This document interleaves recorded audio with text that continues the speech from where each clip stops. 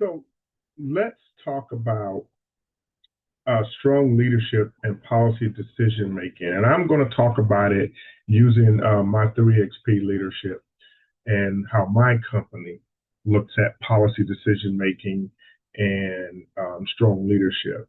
So understand that strong leadership plays a critical role in how organizational policies are created, interpreted, implemented, and evaluated. Policies are not just rules. Um, Policies communicate in organizations priorities, that their established expectations, that they guide the employee behavior, anybody working with the company, and they also shape how they shape how decisions are made. Um, so when we in TMTSI, in my company, TMT Services International, TMTSI for short, um, policies influence every aspect of our organizational life. Leaders must recognize that the leadership approach can strengthen our policy process or they can undermine it. And so how we do it is the um, through the 3XP leadership, right? Through our 3XP leadership, effective policy leadership only happens when purpose, people, and process align to produce sustainable performance. So let me talk about the purpose side first. So understand influential leaders, they provide organizations with vision, direction, and clearly defined goals.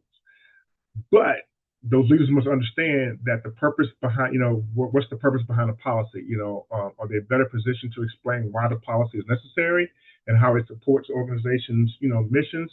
Um, so that's what something influential leaders need to understand. So, for example, imagine that your organization introduces a new remote work policy, and you're a strong leader. And so, as a strong leader, you should not present the policy merely as a list of rules regarding work locations, schedules, and technology use.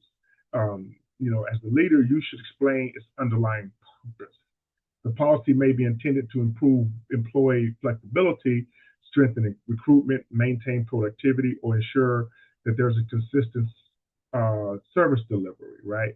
So understand when employees understand the purpose behind a policy, then they are more likely to view it as a strategic tool rather than an arbitrary restriction.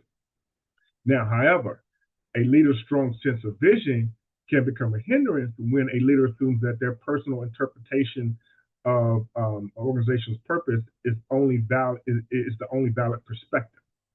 So you don't want to be that type of leader, right? Leaders can only become committed to their preferred direction that they dismiss concerns, alternative ideas, or evidence that make the policy produce unintended consequences, right? So for strong leadership, you must have a balance with humility, right? Vision should provide direction, but it should not eliminate discussion. Now, and just because it provides direction and doesn't eliminate discussion, it should create some discussion. And the discussion is not there to automatically say, okay, well, we're going to change. No, the discussion is there just to actually broaden everybody's perspective, right? So another component in 3XP leadership we talk about is people. So policies affect people differently.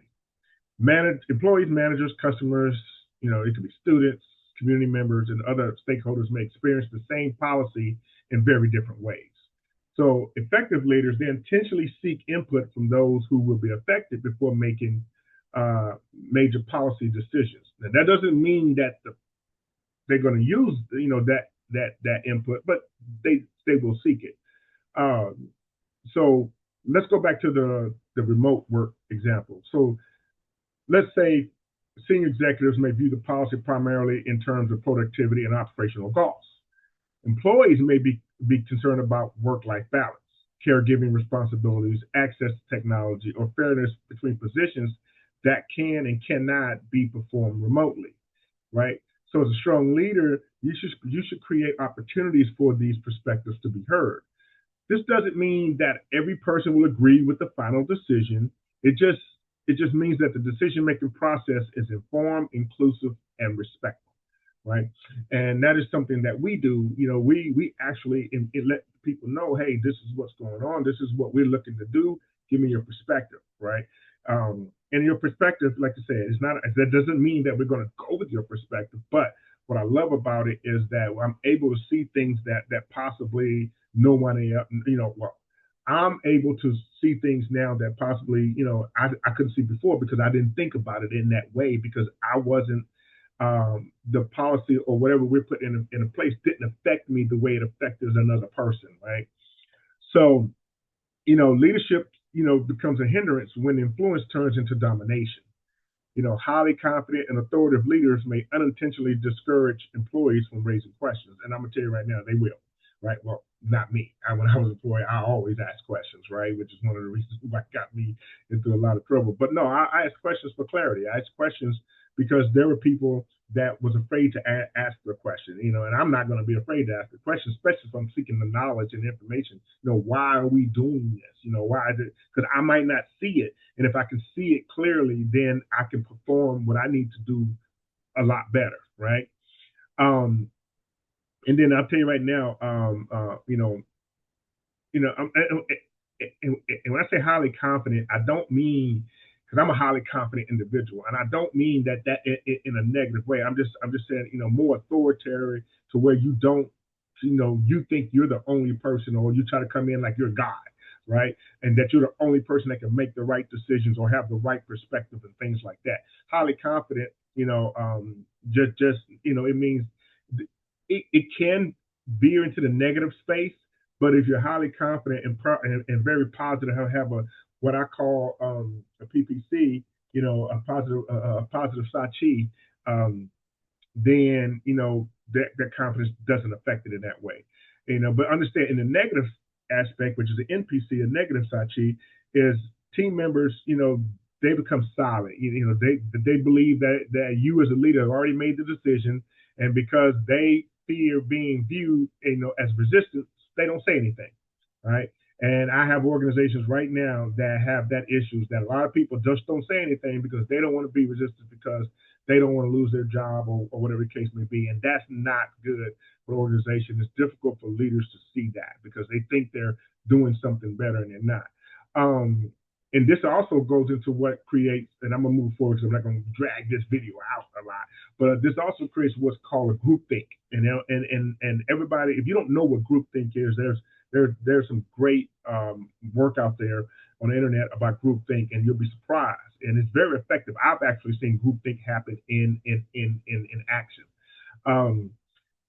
But we talk about groupthink, people begin supporting the policy not because they believe it's effective, because they do not feel safe challenging the leader. Right? That's the only reason why they support the policy. They fall into a groupthink type of mentality. But within 3XP leadership, strong leadership isn't measured by how much control a leader maintains. Your leadership is measured by your ability to create conditions in which people can contribute honestly and responsibly. Okay. Let's talk about the third component. We're talking about process, right? The process. Even a well-intentioned policy can fail when decision-making and implementation processes are weak. All right. So as a leader, you must ensure that the policies are supported by reliable information and it's clearly communicated procedures. Right? Realistic timelines and real accountable measures and appropriate resources. Okay. As a strong leader, you should help move the organization from discussion to execution. A lot of people stay in that discussion phase, or a lot of organizations will start off with a discussion and then they want to move into the execution, but then as they're executing, they want to go back and move a little bit back and put one foot back into the area of discussion. No, you got to move from discussion to execution, right? As the leader, you clarify the responsibilities, you remove the barriers, you implement you monitor the implementation, and you ensure that your employees or your team members understand what is expected. Now, strong, and not I'm gonna say strong leadership, I'm gonna say negative leadership can become a hindrance when your urgency overrides thoughtful analysis, right? A negative leader may move too quickly because they want immediate results. They may bypass consultation, ignore established governance procedures, or they might implement a policy without testing it whether the organization has the capacity to support it. I've seen that happen many times. They'll implement something, and we at our level we'll put it to work, and the next thing you know, they they act it out and say, well, that it's not working for us.